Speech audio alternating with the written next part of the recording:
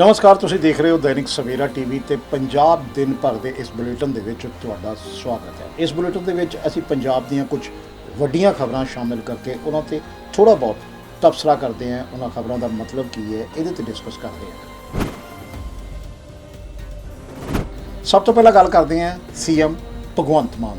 CM भगवंत मान अज लुधियाना दौरे ते सन। लुधियाना दे विच उन्हां ने पार्टी के उम्मीदवार अशोक प्राचर पप्पी के हक दे विच एक रोड शो किया। ताजपुर खेतर दे विच ये रोड शो सीगा जिथे लोगों ने भरमा हुंगारा दिता और लोगों ने कहा कि आम आदमी पार्टी को जित की चिंता नहीं करनी चाहिए, आम आदमी पार्टी को ही वोटां पाईयां जाणगियां।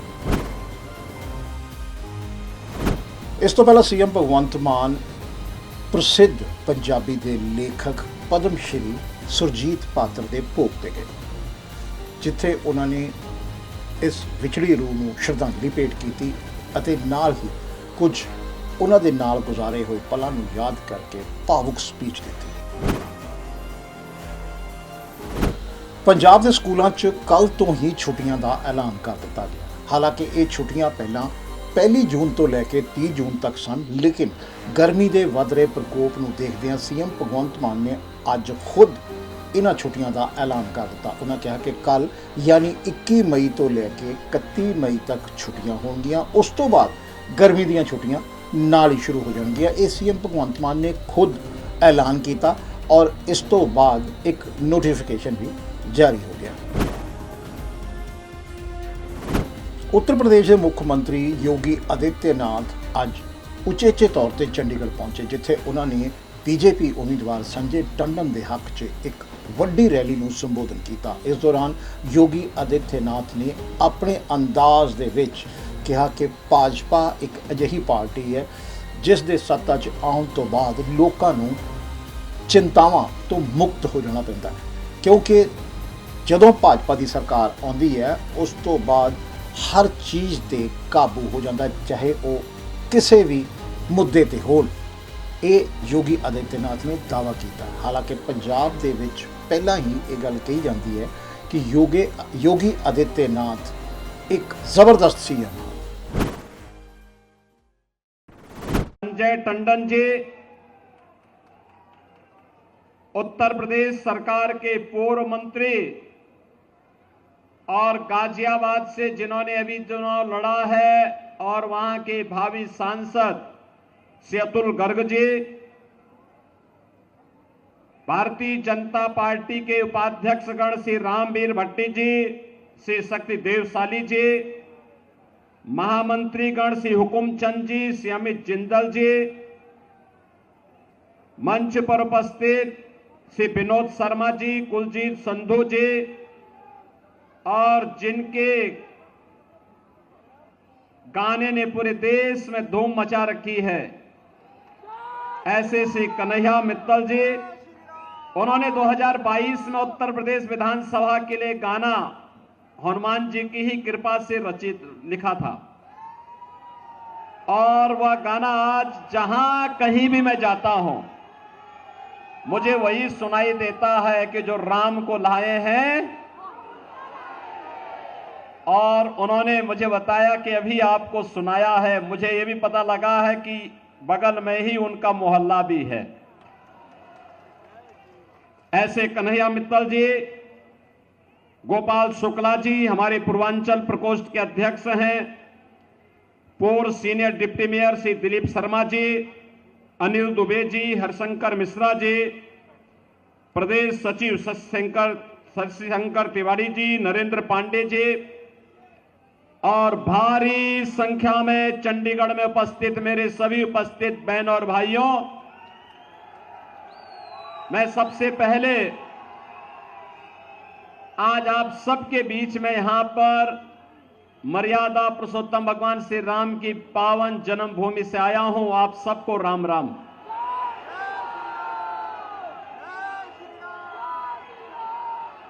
बहनों और भाइयों, जगत जननी मां भगवती चंडी देवी और माता मनसा देवी के दरबार में गुरुओं की परंपरा के साथ जुड़ना अपने आप में हर व्यक्ति को आह्लादित कर देता है। और मेरे लिए आप सबके बीच में आना, लोकसभा चुनाव की दृष्टि से आपके बीच में आना, और वह भी तब आज पंचम चरण का चुनाव चल रहा है। उत्तर प्रदेश की भी 14 लोकसभा सीट पर आज चुनाव हो रहे हैं। बहनों और भाइयों, पूरे देश के अंदर 4 चरण के चुनाव पहले ही संपन्न हो चुके हैं, लेकिन मैं निश्चिंत होकर के चंडीगढ़ में हूं, क्योंकि मुझे मालूम है कि जो भाव चंडीगढ़ का है, जो भावना पूरे देश की है, उत्तर दक्षिण पूरब पश्चिम, वही तो उत्तर प्रदेश का भी है। पहली बार हो रहा है कि पहले अभी पांचवां चरण का है, 2 चरण इसके बाद भी है, लेकिन देश निश्चिंत है कि 4 जून को जब परिणाम आएगा तो जो जनता कहती है ना कि चाहे जितना जोर लगा लो, आएंगे तो मोदी ही और जीतेंगे तो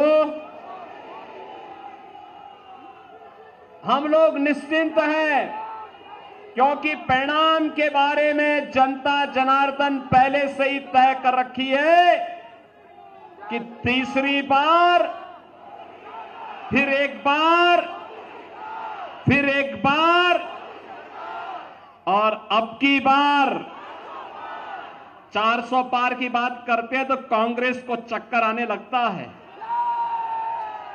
क्योंकि कांग्रेस स्वयं 400 सीट पर चुनाव नहीं लड़ी है। तो वह अगर 400 सीट पर चुनाव लड़ती तो वो भी कह सकती थी, लेकिन उसको उसके कारनामों के कारण देश की जनता जनार्दन ने इस लायक नहीं छोड़ा कि वो 400 सीटों पर भी चुनाव लड़ सके।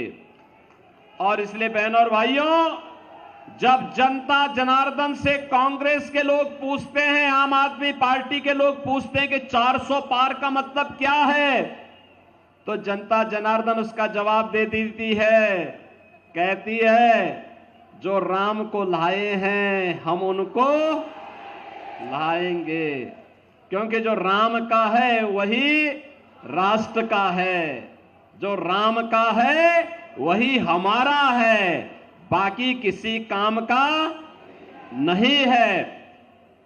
और बहनों और भाइयों, अगर आपको देखना है, पूरा चुनाव अब इसके इर्द गिर्द ही घूम चुका है। पूरा चुनाव, लोकसभा के पूरे चुनाव को अगर आप देखेंगे, कांग्रेस के नेता तो पहले प्रभु राम को नकार चुके थे।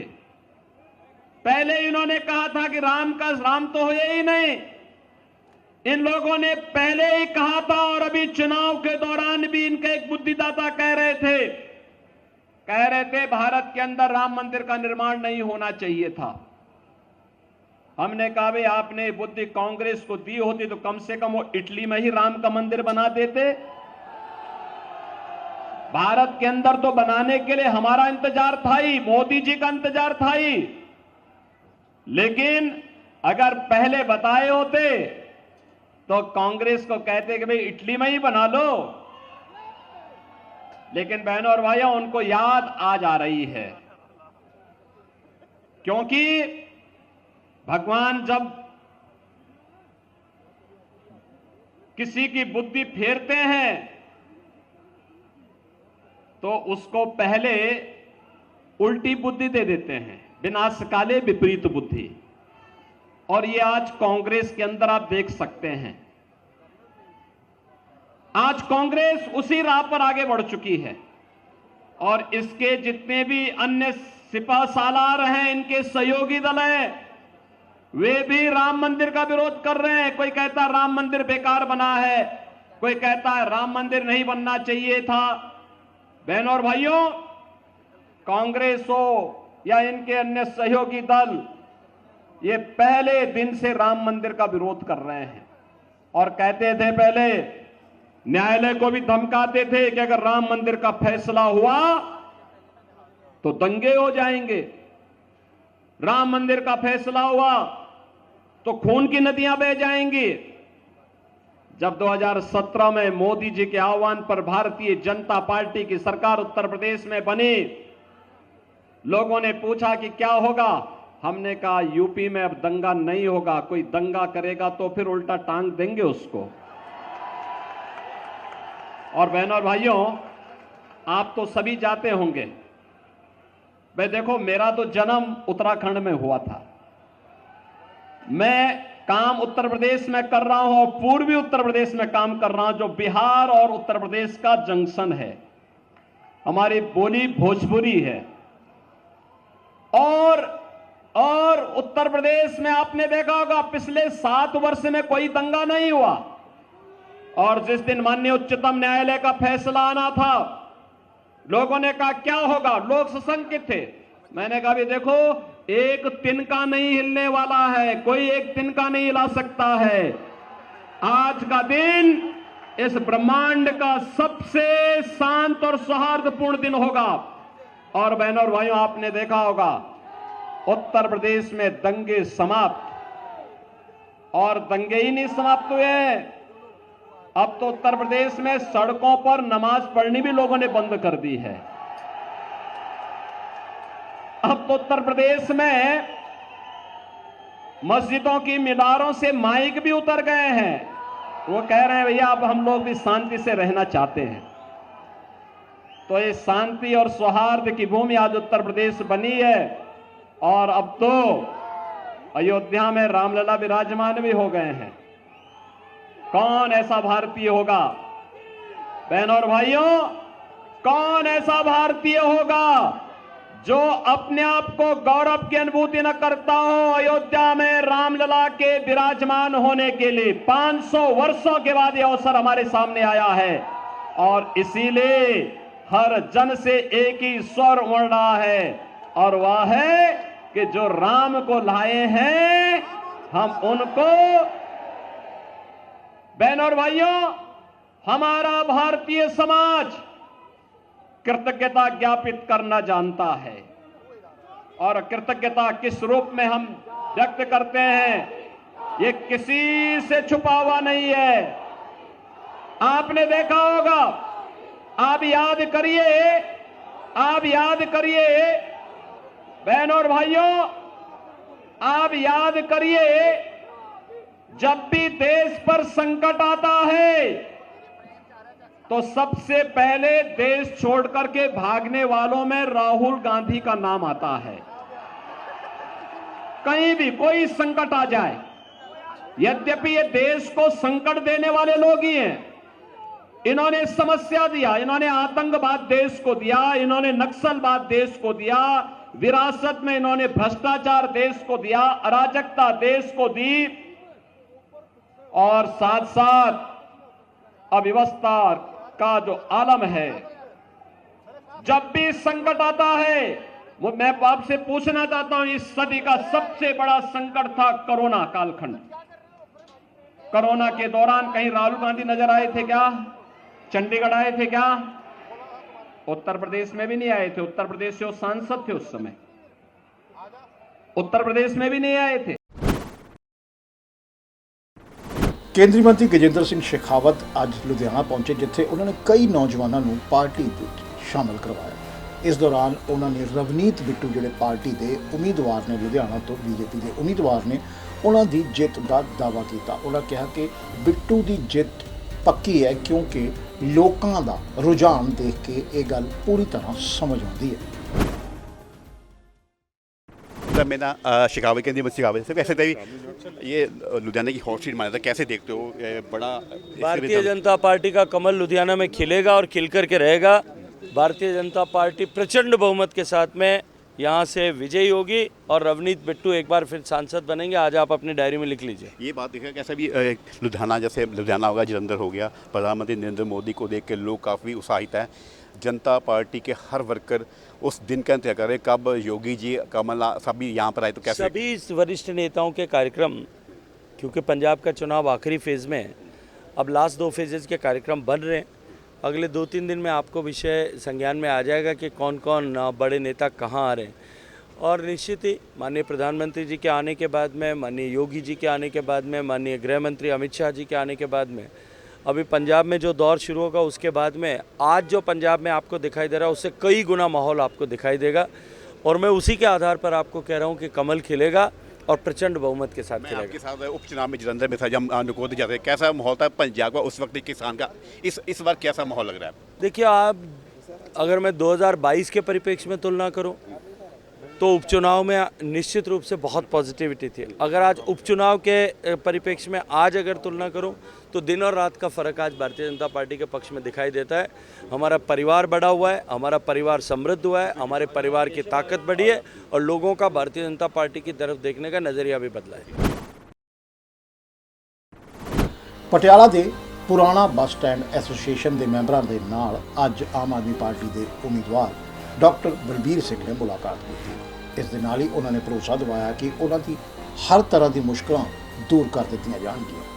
ਇਸ ਦੌਰਾਨ ਐਸੋਸੀਏਸ਼ਨ ਦੇ ਮੈਂਬਰਾਂ ਨੇ ਵੀ ਕਿਹਾ ਕਿ ਪੁਰਾਣਾ ਬੱਸ ਸਟੈਂਡ ਫਿਰ ਤੋਂ ਚਾਲੂ ਹੋਣ ਦੇ ਨਾਲ ਉਹਨਾਂ ਦੀ ਰੋਜ਼ੀ ਰੋਟੀ ਫਿਰ ਤੋਂ ਚੱਲ ਨਿਕਲੀ ਹੈ, ਲੇਕਿਨ ਬੱਸਾਂ ਦੀ ਆਮਦ ਹਜੇ ਵੀ ਇੱਥੇ ਘੱਟ ਹੈ, ਜਿਸ ਨੂੰ ਵਧਾਇਆ ਜਾਵੇ। ਇਹ ਮੰਗ ਉਹਨਾਂ ਨੇ ਬਲਬੀਰ ਸਿੰਘ ਡਾਕਟਰ ਬਲਬੀਰ ਸਿੰਘ ਤੋਂ ਕੀਤੀ ਤਾਂ ਉਹਨਾਂ ਨੇ ਵੀ ਭਰੋਸਾ ਦਿਵਾਇਆ ਕਿ ਜਲਦ ਹੀ ਇਹ ਮੰਗ ਵੀ ਉਹਨਾਂ ਦੀ ਪੂਰੀ ਕਰ ਦਿੱਤੀ ਜਾਏਗੀ।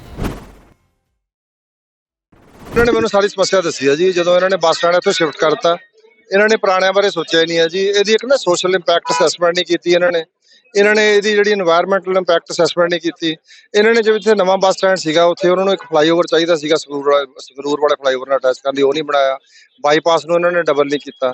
ਇਹਨਾਂ ਨੇ ਸਿਰਫ ਤੇ ਸਿਰਫ ਜਿਹੜਾ ਹੈਗਾ ਜੀ ਇਹੋ ਜਿਹੇ ਕੰਮ ਕੀਤੇ, ਪੁੱਠੇ ਕੰਮ ਕੀਤੇ, ਚਾਹੇ ਹੈਰੀਟੇਜ ਸਟਰੀਟ ਹੈ, ਚਾਹੇ ਬੜੀ ਨਦੀ ਛੋਟੀ ਨਦੀ ਦਾ ਪ੍ਰੋਜੈਕਟ ਹੈ, ਜਾਂ ਬੱਸ ਸਟੈਂਡ ਦਾ ਇਲ ਕਨਸੀਵਡ ਸੀਗਾ ਜੀ। ਜਾ ਕੇ ਦੇਖਿਆ ਹੀ ਨਹੀਂ ਕਿਸੇ ਨੇ ਵੀ, ਚੁਣਿਆ ਪ੍ਰਤੀਨਿਧੀ ਨੇ।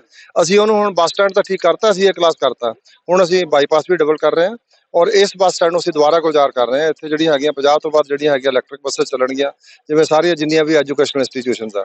ਔਰ ਜਿਹੜਾ ਤੁਹਾਨੂੰ ਇੱਕ ਬੜਾ ਭੈੜਾ ਐਕਸੀਡੈਂਟ ਹੋਇਆ ਜੀ, ਜਿਹੜਾ ਤੁਹਾਡੇ ਲਾਜ ਯੂਨੀਵਰਸਿਟੀ ਦੇ ਬੱਚੇ ਸੀਗੇ, 4 ਬੱਚੇ ਉਹਦੇ ਵਿੱਚ ਮਾਰੇ ਗਏ ਆ ਜੀ, ਔਰ ਸਾਰਿਆਂ ਦੇ ਕੋਲ SUV ਸੀ।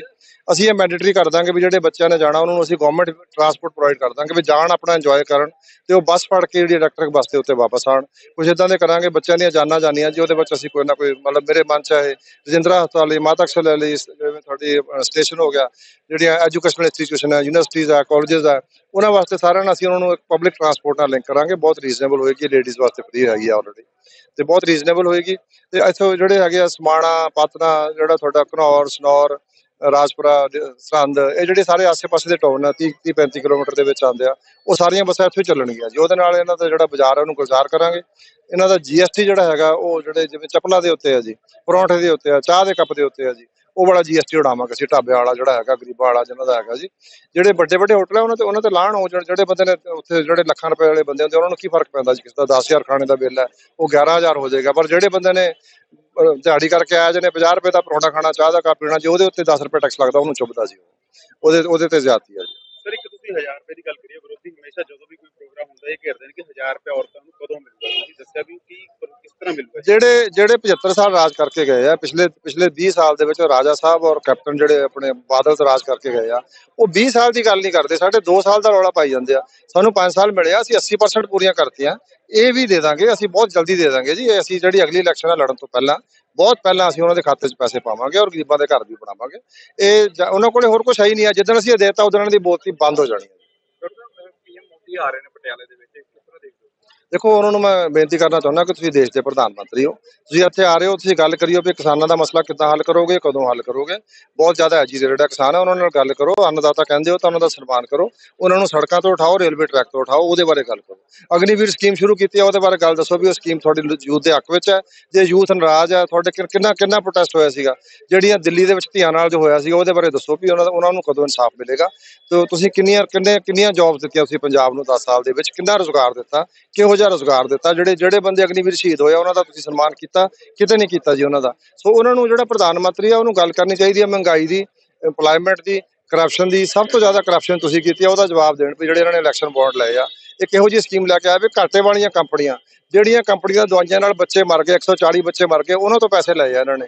ਸੋ ਇਹ ਸਾਰੀਆਂ ਗੱਲਾਂ ਦੇ ਜਵਾਬ ਉਹਨਾਂ ਨੂੰ ਲੋਕਾਂ ਨੂੰ ਦੇਣੇ ਚਾਹੀਦੇ ਆ। ਜੋ ਔਰਤਾਂ ਤੇ ਅਤਿਆਚਾਰ ਹੋਇਆ, ਚਾਹੇ ਮਨੀਪੁਰ ਹੈ, ਚਾਹੇ ਸਾਡੀਆਂ ਪਹਿਲਵਾਨ ਕੁੜੀਆਂ ਹੈ, ਜਾਂ ਜੋ ਜਿਹੜਾ ਜਿਹਦੇ ਵਾਸਤੇ ਪ੍ਰਚਾਰ ਕਰਕੇ ਆਇਆ ਪ੍ਰਜਵਲ ਰਵੰਨਾ ਜਿਹੜਾ ਹੈਗਾ, ਜਿਹੜੇ ਮਤਲਬ 2000 ਤੋਂ ਵੱਧ ਉਹਦੀਆਂ ਵੀਡੀਓ ਆਈਆਂ ਹੋਈਆਂ ਜੀ, ਉਹਨਾਂ ਗੱਲਾਂ ਦੇ ਜਵਾਬ ਦੇਣੇ ਚਾਹੀਦੇ ਆ ਉਹਨਾਂ ਨੂੰ। ਤੇ ਆ ਕੇ ਇੱਥੇ ਕੋਈ ਧਰਮ ਦੇ ਨਾਂ ਤੇ ਜਾਂ ਲੋਕਾਂ ਨੂੰ ਹੋਰ ਕਿਸੇ ਜਾਤ ਦੇ ਨਾਂ ਤੇ ਲੜਾਉਣ ਦੀ ਕੋਸ਼ਿਸ਼ ਨਾ ਕਰਨ, ਇਹ ਉਮੀਦ ਨਹੀਂ ਕੀਤੀ ਜਾਂਦੀ ਪ੍ਰਧਾਨ ਮੰਤਰੀ। ਮਾਲੀਵਾਲ ਦਾ ਮੁੱਦਾ ਜਿਹੜਾ ਹੈ ਬੀਜੇਪੀ ਲਗਾਤਾਰ ਚੱਕਦੀ ਆ ਰਹੀ, ਪਰ ਅੱਜ ਸੱਚਾਈ ਸਾਹਮਣੇ ਆ ਗਈ ਹੈ। ਤੁਸੀਂ ਕਿਸ ਤਰ੍ਹਾਂ ਦੇਖਦੇ ਹੋ? ਕੋਈ ਗੱਲ ਨਹੀਂ, ਮੈਂ ਕਹਿੰਦਾ ਸੱਚਾਈ ਤਾਂ ਪੁਲਿਸ ਇਹਨਾਂ ਦੇ ਕੋਲ ਹੈ, ਸੱਚਾਈ ਆਵੇ ਸਾਹਮਣੇ। ਅਸੀਂ ਤਾਂ ਜਿਹੜੀ ਹੈਗੀ ਅਗਨੀ ਪ੍ਰੀਖਿਆ ਪਾਸ ਕਰ ਹੀ ਰਹੇ ਹਾਂ ਜੀ, ਸੱਚਾਈ ਸਾਹਮਣੇ ਬਿਲਕੁਲ ਆਊਗੀ ਜੀ, ਤੁਹਾਡੇ ਸਾਹਮਣੇ ਆਏਗੀ। ਆ ਜਿਹੜੇ ਬਾਕੀ ਕੇਸਾਂ 'ਚ ਵੀ ਆ ਗਏ, ਸੰਜੇ ਸਿੰਘ ਆ ਗਏ ਨਾ ਬਾਹਰ, ਅਰਵਿੰਦ ਕੇਜਰੀਵਾਲ ਜੀ ਆਏ ਆ ਨਾ ਹੁਣ ਜ਼ਮਾਨਤ ਦੇ ਉੱਤੇ, ਸੱਚਾਈ ਤੁਹਾਡੇ ਸਾਹਮਣੇ ਉਸ ਦਿਨ ਆਏਗੀ ਜਿੱਦਣ ਇੰਡੀਆ ਗੱਠਜੋੜ ਦੀ ਸਰਕਾਰ ਬਣੀ। ਤੁਹਾਨੂੰ ਦੱਸਾਂਗੇ ਵੀ ਇਹਨਾਂ ਨੇ ਕਰਪਸ਼ਨ ਕਿੱਦਾਂ ਕੀਤੀ ਆ, 1 ਲੱਖ ਕਰੋੜ ਦੇ ਦਫ਼ਤਰ ਇਹਨਾਂ ਨੇ ਕਿੱਦਾਂ ਬਣਾਏ ਆ, ਇਹਨਾਂ ਨੇ ਕਿੱਦਾਂ ਜਿਹੜੇ ਹੈਗੇ ਆ ਸਰਕਾਰਾਂ ਤੋੜੀਆਂ, ਕਿੱਦਾਂ ਇਹਨਾਂ ਨੇ ਪਾਰਟੀਆਂ ਤੋੜੀਆਂ। ਇਹ ਤਾਂ ਮਤਲਬ ਸਾਰੀਆਂ ਪਾਰਟੀਆਂ ਆਪੋਜੀਸ਼ਨ ਪਾਰਟੀ ਨੂੰ ਖਤਮ ਕਰਨ ਜਾ ਰਹੇ ਜੀ, ਲੋਕ ਰਾਜ ਨੂੰ ਖਤਮ ਕਰ ਰਹੇ ਆ, ਸੰਵਿਧਾਨ ਨੂੰ ਖਤਮ ਕਰ ਰਹੇ ਆ। ਮਾਨਯੋਗ ਸੁਪਰੀਮ ਕੋਰਟ ਨੇ ਕਿਹਾ ਕਿ ਜਿਹੜਾ ਇਹਨਾਂ ਨੇ ਇਲੈਕਸ਼ਨ ਬੋਰਡ ਦਾ ਜਿਹੜਾ ਬਣਾਇਆ ਇਹਨਾਂ ਨੇ ਕਾਨੂੰਨ, ਇਟਸ ਅਨਕਨਸਟੀਟਿਊਸ਼ਨਲ, ਗੈਰ ਸੰਵਿਧਾਨਕ ਹੈ। ਸਰਕਾਰ ਗੈਰ ਸੰਵਿਧਾਨਕ ਕੰਮ ਕਰ ਰਹੀ ਹੈ ਜੀ, ਇਸ ਤੋਂ ਬਾਅਦ ਮੈਂ ਕੀ ਕਹਿ ਸਕਦਾ ਜੀ। ਮੋਦੀ ਜੀ ਨੂੰ ਚਾਹੀਦਾ ਇਹਨਾਂ ਗੱਲਾਂ ਨੂੰ ਧਿਆਨ ਦੇਣ। ਅਰਵਿੰਦ ਕੇਜਰੀਵਾਲ ਕਦੋਂ ਆ ਸਕਦੇ ਨੇ ਜੀ ਪਟਿਆਲਾ ਜਿਵੇਂ? ਬਹੁਤ ਜਲਦੀ ਆ ਰਹੇ ਆ ਜੀ, ਬਹੁਤ ਜਲਦੀ ਆ ਰਹੇ, ਤੁਹਾਨੂੰ ਸ਼ੇਅਰ ਕਰ ਦਾਂਗਾ। ਗਰਮੀ ਨੂੰ ਲੈ ਕੇ, ਗਰਮੀ ਬਹੁਤ ਤੇਜ਼ ਹੋ ਰਹੀ ਹੈ, ਗਰਮੀ ਨੂੰ ਲੈ ਕੇ ਕੀ ਪ੍ਰਬੰਧ? ਮੈਂ ਕਿਹਾ ਜੀ ਪਸੀਨੇ ਛੁਡਾ ਦਾਂਗੇ ਇਹਨਾਂ ਦੇ। ਦੇਖੋ ਜੀ, ਸ਼ਾਂਤ ਰਹੋ ਜਿੰਨਾ ਪੋਸੀਬਲ ਹੈ, ਗਰਮੀ ਤੋਂ ਬਚਾਅ ਰੱਖੋ। ਜਿਹੜਾ ਦੁਪਹਿਰੇ ਘੰਟਾ 1 ਘੰਟਾ ਰੈਸਟ ਜ਼ਰੂਰ ਕਰ ਲਓ, ਔਰ ਕੀਪ ਯੋਰਸੈਲਫ ਹਾਈਡਰੇਟਡ, ਔਰ ਆਪਣੇ ਮਨ ਨੂੰ ਵੀ ਸ਼ਾਂਤ ਰੱਖੋ। ਔਰ ਇਹ ਲੜਾਈ ਆਪਾਂ ਲੜਨੀ ਆ, ਜਿੱਤਣੀ ਆ, ਵੋਟ ਵੀ 7 ਵਜੇ ਪਾ ਦਿਓ, ਇਹਦਾ ਤਰੀਕਾ ਹੀ ਹੈ ਜੀ। ਪਿੰਡਾਂ ਵਿੱਚ ਕਿਵੇਂ ਦਾ ਸਰ ਰਿਸਪੌਂਸ ਮਿਲ ਰਿਹਾ ਹੈ? ਮੈਂ ਕਹਿੰਦਾ ਜੀ 80% ਲੋਕ, ਸਾਰਾ ਪਿੰਡ ਇਕੱਠਾ ਹੋ ਜਾਂਦਾ ਕਿ 40 ਸਾਲ ਬਾਅਦ ਕੱਸੀਆਂ 'ਚ ਪਾਣੀ, ਘਰਾਂ ਦੀ ਬਿਜਲੀ ਫ੍ਰੀ, ਖੇਤਾਂ ਦੀ ਬਿਜਲੀ ਦਿਨ ਨੂੰ। ਜਾ ਕੇ ਦੇਖੋ ਸਾਰੇ ਪਟਿਆਲੇ ਦਾ ਦਿਹਾਤੀ ਏਰੀਆ ਮੱਕਾਂ ਨਾਲ ਭਰਿਆ ਪਿਆ, ਮਿਰਚਾਂ ਦੀ ਖੇਤੀ ਹੋ ਰਹੀ ਆ, ਸੂਰਜਮੁਖੀ ਦੀ ਖੇਤੀ ਹੋ ਰਹੀ ਹੈ, ਖਰਬੂਜੇ ਲੱਗੇ ਹੋਏ ਆ, ਟਮਾਟਰਾਂ ਦੇ ਖੇਤਾਂ ਦੇ ਖੇਤ ਭਰੇ ਹੋਏ ਆ, ਘੀਆ, ਕਾਲੀ ਤੋਰੀ ਤੁਸੀਂ ਖਾ ਰਹੇ ਹੋਗੇ। ਮਤਲਬ ਕਿਸਾਨ ਗੁਲਜ਼ਾਰ ਹੋ ਗਿਆ ਜੀ। ਪੰਜਾਬ ਰੰਗਲਾ ਪੰਜਾਬ ਦਾ ਝਲਕ ਤੁਹਾਨੂੰ ਪਿੰਡਾਂ 'ਚ ਨਜ਼ਰ ਆਏਗੀ। ਅੰਮ੍ਰਿਤਸਰ ਦੇ ਪੁਲਿਸ ਕਮਿਸ਼ਨਰ ਗੁਰਪ੍ਰੀਤ ਸਿੰਘ ਭੁੱਲਰ ਦੀ ਟੀਮ ਨੂੰ ਵੱਡੀ ਕਾਮਯਾਬੀ ਹਾਸਲ ਹੋਈ। ਉਹਨਾਂ ਨੇ ਹਰਪ੍ਰੀਤ ਸਿੰਘ ਉਰਫ ਹੈਰੀ ਜੱਟ ਦੇ ਗੈਂਗ ਦੇ 3 ਗੁਰਗਿਆਂ ਨੂੰ ਕਾਬੂ ਕੀਤਾ, ਜਿਨ੍ਹਾਂ ਕੋਲੋਂ 3 ਪਿਸਤੌਲਾਂ, 4 ਮੈਗਜ਼ੀਨ ਅਤੇ ਕਈ ਜ਼ਿੰਦਾ ਕਾਰਤੂਸ ਬਰਾਮਦ ਕੀਤੇ। ਇਸ ਦੌਰਾਨ ਪੁਲਿਸ ਨੇ ਕਿਹਾ ਕਿ ਕਿਸੇ ਵੀ ਹਾਲਤ ਦੇ ਵਿੱਚ ਸੂਬੇ ਦੀ ਕਾਨੂੰਨ ਵਿਵਸਥਾ ਨੂੰ ਵਿਗੜਨ ਨਹੀਂ ਦਿੱਤਾ ਜਾਏਗਾ। ਪੰਜਾਬ ਅਤੇ ਹਰਿਆਣਾ ਦੇ ਵਿੱਚ ਇਸ ਵੇਲੇ ਗਰਮੀ ਦਾ ਪੂਰਾ ਕਹਿਰ ਮਚਿਆ ਹੋਇਆ ਹੈ। ਲੂ ਇੰਨੀ ਤੇਜ਼ ਹੈ ਕਿ ਲੋਕ ਘਰ ਦੇ ਵਿੱਚ ਹੀ ਰਹਿਣ ਲਈ ਮਜਬੂਰ ਹੋ ਚੁੱਕੇ ਨੇ। ਪੰਜਾਬ ਦੇ ਪਠਾਨਕੋਟ ਦੇ ਵਿੱਚ 45.5 ਡਿਗਰੀ ਪਾਰਾ ਦਰਜ ਕੀਤਾ ਗਿਆ, ਜਿਹੜਾ ਬਹੁਤ ਜ਼ਿਆਦਾ ਗਿਣਿਆ ਜਾਂਦਾ ਹੈ। ਇਸ ਤੋਂ ਇਲਾਵਾ ਮੌਸਮ ਵਿਭਾਗ ਨੇ 21, 22, 23 ਅਤੇ 24 ਤਰੀਕ ਨੂੰ ਗਰਮੀ ਇਸੇ ਤਰ੍ਹਾਂ ਰਹਿਣ ਦਾ ਐਲਾਨ ਕੀਤਾ ਹੈ। ਇਹ ਕਿਹਾ ਗਿਆ ਹੈ ਕਿ ਇਸ ਦੌਰਾਨ ਮੌਸਮ ਦੇ ਵਿੱਚ ਥੋੜੀ ਬਹੁਤ ਤਬਦੀਲੀ ਆ ਸਕਦੀ ਹੈ, ਲੇਕਿਨ ਗਰਮੀ ਕਾਇਮ ਰਹਿਣੀ ਹੈ। ਪੰਜਾਬ ਦੇ ਵਿੱਚ ਕੌਮੀ ਲੀਡਰਾਂ ਦਾ ਆਉਣਾ ਸ਼ੁਰੂ ਹੋ ਗਿਆ।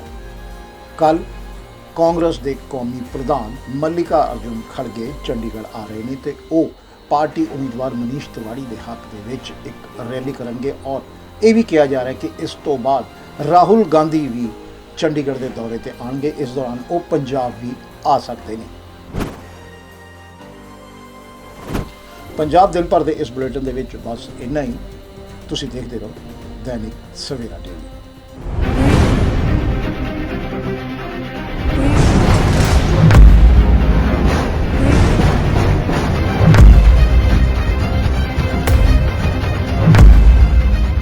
देश दुनिया की हर खबर सबसे पहले देखने के लिए फॉलो करें Dainik Savera TV, YouTube, Facebook, Instagram, X और व्हाट्सएप चैनल पर।